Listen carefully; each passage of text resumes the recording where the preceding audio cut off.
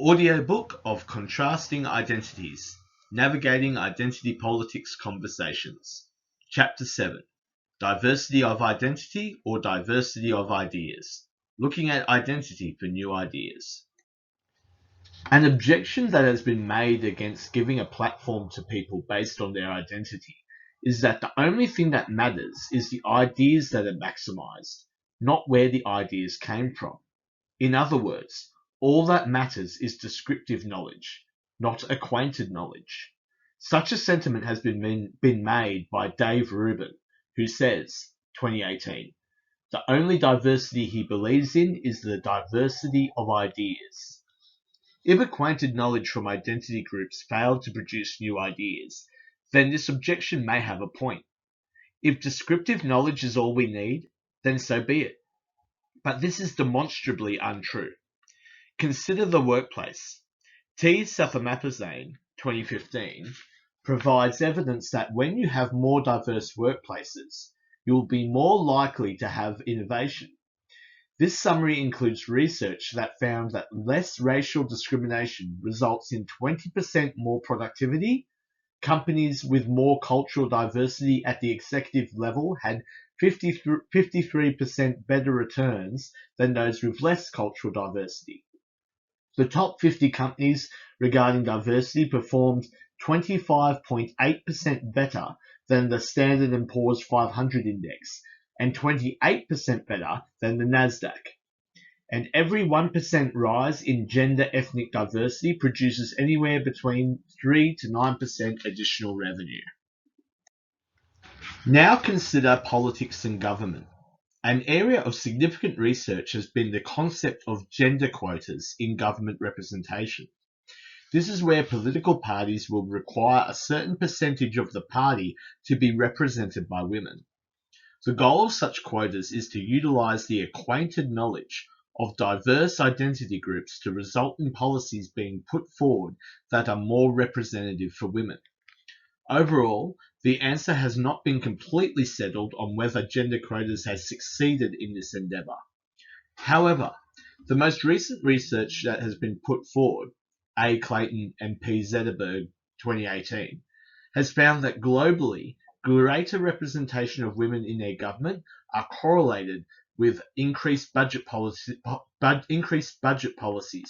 towards public health and decreased budget policies towards defense spending, where they say, our analysis of electoral gender quotas and government spending priorities worldwide provides a consistent main result.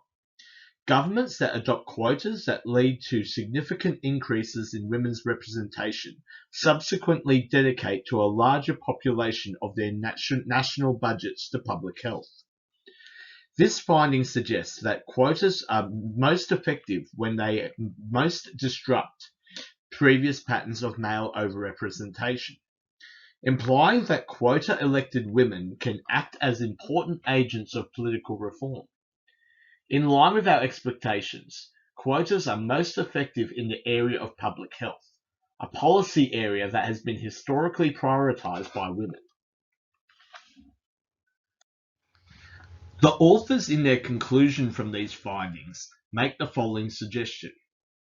By showing that the identity of legislators is important for government's spending priorities, our theoretical framework and findings are potentially important for reform processes targeting other historically underrepresented groups, such as ethnic, racial, and sexual minorities.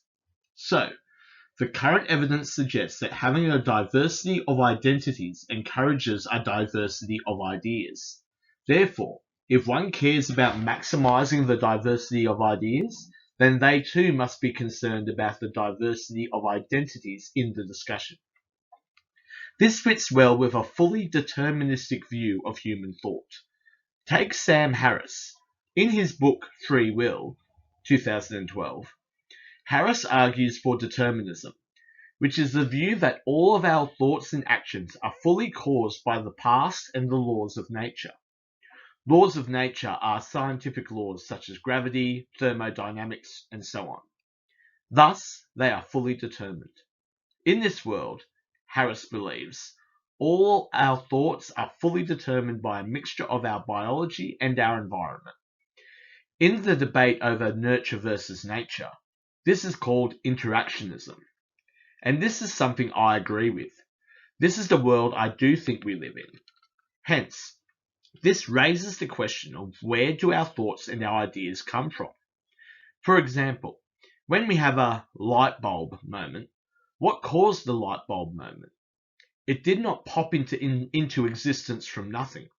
It came from a mixture of influencing causes from our biology and environment. Thus, to maximize the chances of being exposed to a range of ideas, we will need to be exposed to a greater range of people with different influences that will bring about different ideas.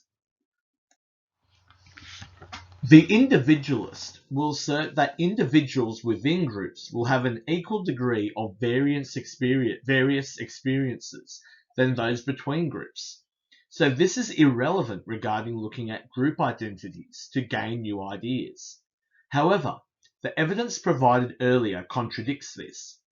If the individualist's account was true, then the research mentioned previously would not have discovered those findings. Furthermore, it would raise the question of how could we conduct any social research at all. Consider the practice of group therapy for sufferers of PTSD. According to the APA, one of the main benefits of group therapy for those who suffer PTSD in a specific context, such as sexual assault survivors or war veterans, is that it embraces both the shared experiences of the members in the group whilst also embraces the individual aspects of the members in the group. The former allows inclusion based on empathy and mutual understanding from the collective aspect of their experiences, whilst the latter allows for ideas on how to address their particular kind of PTSD from the individual aspect of their experiences. Hence, if Reuben and those of his persuasion desire a true diversity of ideas, then they would also need to desire a diversity of identities. This is because the evidence seems to suggest that such a process does create a more diverse range of ideas in both businesses and government. Since identity does influence our ideas, it raises another controversial topic in IP: privilege.